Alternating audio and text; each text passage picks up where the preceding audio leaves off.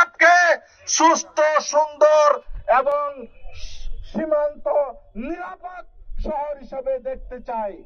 আমি বক্তব্য দীর্ঘায়িত না করে, টেকনাফ আসলে বিশ্বের দরবারে যেভাবে একটা মানবিক রাষ্ট্র হয়ে উঠেছে বা উঠেছিল, সে আকারে টেকনাফের মানুষ খুব বেশি অবহেলিত এবং টেকনাফের মানুষ সম্পর্কে যে ধরনের ধারণাগুলো মানুষ করেন, কিন্তু টেকনাফ সব সময় দিয়ে যায়, কিছুই নিতে পারে না।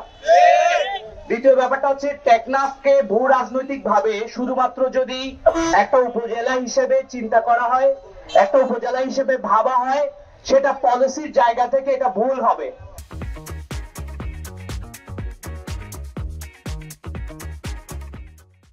ভূ রাজনৈতিক ভাবে টেকনাফ খুবই গুরুত্বপূর্ণ, টেকনাফ সীমান্ত গুরুত্বপূর্ণ। টেকনাফ বাঁচলে কক্সবাজার বাঁচবে, টেকনাফ বাঁচলে বাংলাদেশ বাঁচবে। আমরা যেই ধরনের নতুন রাজনৈতিক বন্দোবস্ত এবং যেই ধরনের মাথা উঁচু পররাষ্ট্রনীতির কথা বলছি, সেই পররাষ্ট্রনীতি আমরা আমাদের বাংলাদেশের অন্য কোনো সীমান্তে আমরা সেটা ন্যায্যতা না পেলেও, এটা কিন্তু একমাত্র বর্ডার যেখানে আমাদের একটা বড় ধরনের ন্যায্যতা পাওয়ার সুযোগ আছে। তো আমি বলবো টেকনাফের প্রত্যেকটা মানুষ আন্তর্জাতিক, এখানকার প্রত্যেকটা মানুষকে ইন্টারন্যাশনাল সিটিজেন হিসেবে গণ্য করে এখানকার মানুষের ন্যায্যতা দিয়ে, সাথে সাথে এখানে যেই ধরনের অসঙ্গতিগুলোর কথা বলা হচ্ছে, একটা নির্মম যে ঘটনাটা একটা শিশুকে, আমি নিজেই এই একদম রাতে যখন আমি এই ঘটনাটা দেখেছি, এটা খুব অবাক করে, যেটা পৃথিবীর যে কোনো মানবিক মানুষকে নাড়া দিবে, কেউ ঘুমাতে পারবে না। তো টেকনাফের মানুষ তো প্রতিনিয়ত মানবিকতার জায়গা দেখাচ্ছেন, কিন্তু টেকনাফের মানুষকে আসলে মানবিকতাটা কারা দেখায়?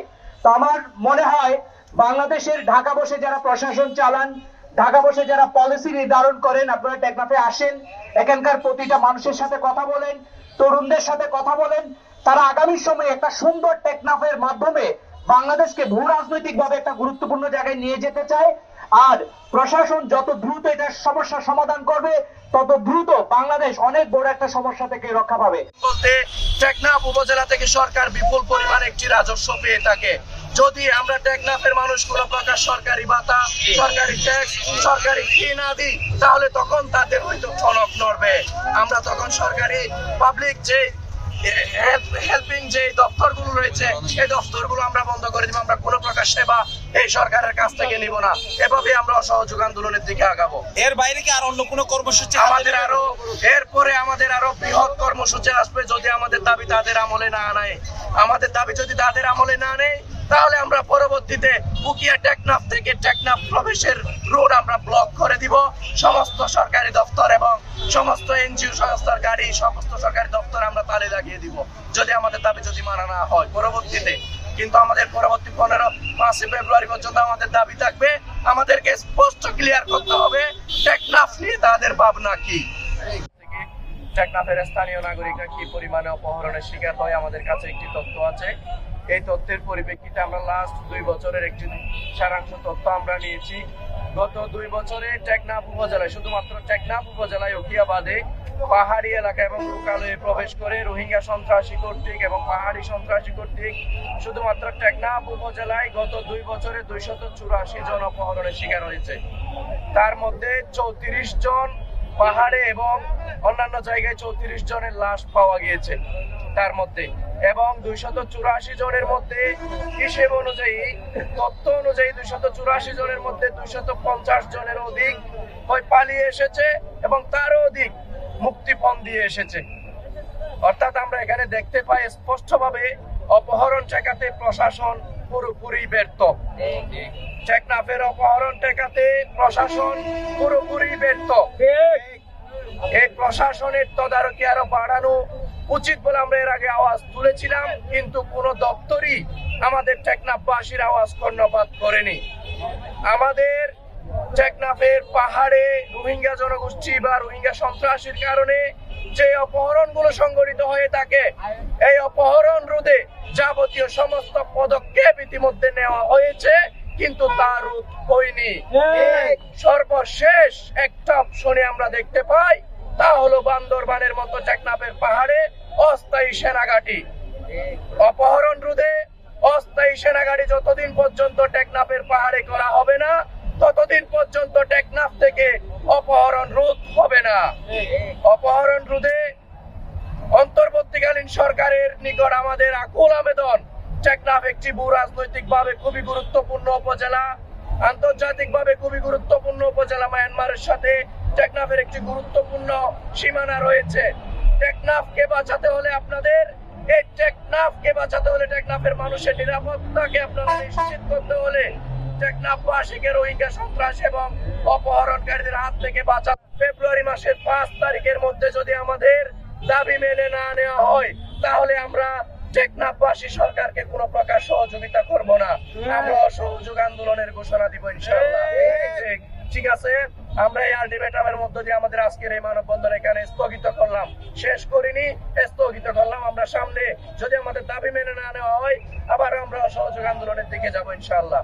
এবং অস্থায়ী সেনা ক্যাম্প স্থাপনের দাবিতে টেকনাফবাসী কর্তৃক আয়োজিত আজকের এই বিক্ষোভ মিছিল ও মানববন্ধনে উপস্থিত সংগ্রামী জনতা, আসসালামু আলাইকুম।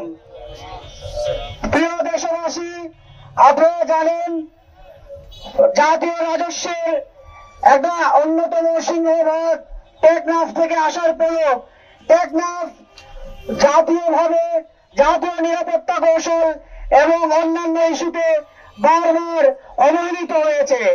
সে অবহেলারই আমরা একটা নজির দেখে আসছি। আমরা সাম্প্রতিক সময়ে যে অপহরণ বাণিজ্য এবং টেকনাফের মানুষদের নিরাপত্তাহীনতার মধ্য দিয়ে আমরা বিভিন্ন পত্র পত্রিকা মারফত জানতে পেরেছি 2024 সালে 192 জন টেকনাফের নাগরিক অপহরণের শিকার হয়েছে, যাদের 90%কে মুক্তিপণ আদায়ের মাধ্যমে ছাড়া আনা হয়েছে। আমরা এই অবস্থা থেকে মুক্তি পেতে চাই। ছাত্রবাদী এবং প্রসারকারীদের হাত থেকে আমরা বসতে পারতেছি না কেন? আমরা যেই সব আমলারা এই বর্তমান সরকারে যেই সব আমলা দিয়ে আপনারা দেশ চালাচ্ছেন, সেই সব আমলাদের নিয়ে আমরা দেশ চালাতে পারবো না। কারণ আমাদের দাবি একটাই, আমরা উকিয়া টেকনাফে এই অপহরণ চাঁদাবাজি মানব পাচার মুক্ত করতে চাই। মাননীয় অন্তর্বর্তীকালীন সরকারকে বলে দিতে চাই, আপনারা যদি দেশ চালাতে না পারেন, আপনারা দায়িত্ব আপনারা ছেড়ে দেন। কারণ এইরকম হলে আমাদের শহীদ ভাইদের রক্ত নিয়ে, আমাদের শহীদ ভাইদের নিয়ে আপনারা ছিনিমিনি খেলবেন না। আমাদের দেশ উকিয়া টেকনাফ আমরা নিরাপদ সহকারে দেখতে চাই। টেকনাফবাসী এবং আশপাশে যারা আছেন সবাইকে আসসালামু আলাইকুম ওয়া রাহমাতুল্লাহি ওয়া বারাকাতুহু। আমরা টেকনাফবাসী দীর্ঘদিন পর্যন্ত অধিকার হারা, আমরা এই সীমান্তের মানুষ, আমরা এখানে জন্মগ্রহণ করেছি, তাই বলে আমরা অপরাধ করিনি। আমাদেরকে বিভিন্নভাবে বিভিন্ন মানুষ এখানে এসে আমাদের সাধারণ মানুষকে অপহরণ করে নিয়ে যাচ্ছে। আমাদের বাড়ি ঘর থেকে এই পাহাড়ি সন্ত্রাসীরা, রোহিঙ্গা সন্ত্রাসীরা কিছু অস্ত্রধারী গিয়ে তাদেরকে ধরে নিয়ে যাচ্ছে পাহাড়ে এবং মোটা অঙ্কের টাকা দাবি করছে। আমরা এদেশের নাগরিক, আমরা এখানে জন্মগ্রহণ করেছি, আমরা এখানে যুদ্ধ করে বাঁচতে জানি। আমরা আইন হাতে তুলে নেব না, আমরা অস্ত্র হাতে নেব না। এখানে প্রশাসন আছে, অন্তর্বর্তীকালীন সরকারের প্রশাসনের কাছে আমার অনুরোধ থাকবে, আপনারা আমাদের এই টেকনাফবাসীর সাথে মিলে এই অপহরণকারী সন্ত্রাসী অস্ত্রধারীদেরকে গ্রেফতার করুন এবং শাস্তি দেন তাদেরকে, এবং অতি সত্বর পাহাড়ে সেনা মোতায়েন করুন। সেনাঘাঁটি চাই। আইন আমাদের জন্য, সাধারণ মানুষের জন্য, এদেশের নাগরিকের জন্য, এদেশের মানুষের জন্য যদি আইন হয়ে থাকে, সেই আইন আপনারা বাস্তবায়ন করে দেখান।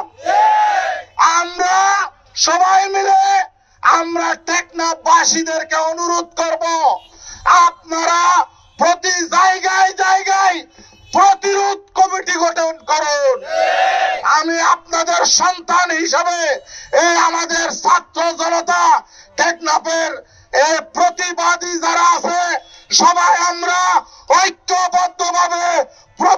কমিটি গঠন করব, প্রয়োজনে এই সন্ত্রাসীদেরকে দরে দরে আমরা প্রশাসনের হাতে সুদর্প করব ইনশাআল্লাহ। আজকে আমরা সকলে একত্রিত হয়েছি, আমাদের একটাই উদ্দেশ্য, আমাদের হচ্ছে পাহাড় অবস্থায় সেনাঘাঁটি। আমরা সবাই অবগত আছি প্রশাসন আমাদের চেয়ে অনেক চতুর, অনেক চালাক, আমাদের চেয়ে অনেক বেশি তথ্য ওনাদের কাছে থাকে। এরপরেও আমরা বারবার প্রতিবাদ করার পরেও আমাদের এখনো পর্যন্ত ওনারা কোনো সমাধান দিতে পারে নাই। আমরা আগস্ট মাস থেকে অনেক বড় আন্দোলন করছিলাম, কিন্তু আমাদের আন্দোলনে বাধা দিয়ে আমাদেরকে বিভিন্ন অজুহাত দেখিয়ে আমাদেরকে আন্দোলন থেকে সরিয়ে দেওয়া হয়েছিল। এর অর্থ এটাই দাঁড়ায় যে নিশ্চয়ই প্রশাসন অপহরণকারীদের সাথে সম্পৃক্ততা আছে। যদি অপহরণকারীদের সাথে সম্পৃক্ত না থাকে, যদি মাদকের সাথে সম্পৃক্ত না থাকে, যদি বিভিন্ন অপরাধের সাথে সম্পৃক্ত না থাকে, তাহলে আমরা কেন অপহরণ হবো, তাহলে আমরা কেন অবহেলিত হবো? আমাদের কথা কি তাদের কর্ণপাত হয় না? আমাদের প্রযুক্তির যুগ, মিডিয়ার যুগ, একটা নিউজ দেওয়ার আগে সবখানে ভাইরাল হয়ে যায়, তাহলে প্রধান উপদেষ্টা পর্যন্ত আমাদের বিষয়টা অবগত থাকার কথা। সেদিন স্বরাষ্ট্র উপদেষ্টা টেকনাফ আসার পরে অপহরণ হয়েছিল, কিন্তু উনি বিষয়টাকে কেমন ভাবে দিচ্ছে আমরা জানি না। এরপরেও আজকে এতদিন হয়ে গেল, কিন্তু আমরা কোনো প্রকার সমাধান পাইনি। আমরা প্রশাসনকে কড়াভাবে বলতে চাই, আপনারা যদি আপনাদের দায়িত্ব পালনে যদি আপনাদের মনে হয় যে আপনারা পারবেন না, তাহলে আপনারা দয়া করে আপনাদের পথটা ছেড়ে দিন, আমাদেরকে খালি করে দিন। আর যদি আপনারা আমাদের দাবি যদি মেনে না নেন, তাহলে আমরা হচ্ছে রাস্তায় আসতে বাধ্য হবো। আপনারা কোন রোহিঙ্গাদেরকে সার্ভিস দিতে পারবেন না, এমনকি কোন গাড়ি রাস্তায় চলাচল করতে পারবে না। যখন আমরা শাটডাউন দিয়ে দেবো, যখন আমরা ব্লক দিয়ে দেবো, তাহলে বলতে পারবেন না উকিয়া টেকনাফের মানুষ সন্ত্রাস। সেই দিন আমরা যখন আন্দোলন করছিলাম, থানার পুলিশ গেছিল আমাদেরকে উচ্ছৃঙ্খল না করার জন্য। আমরা কি উচ্ছৃঙ্খলকারী? আমরা উচ্ছৃঙ্খলকারীদের বিরুদ্ধে প্রতিবাদ করি, আমরা উচ্ছৃঙ্খলকারীদের কথা তাদেরকে জানাই। বিভিন্ন ভাবে প্রশাসনকে অবগত করার পরেও প্রশাসন আমাদের পক্ষে এসে এখনো পর্যন্ত কোনো কাজ করে নাই। তাহলে তারা টেকনাফে আসে কি জন্য? টাকার পাহাড় করার জন্য?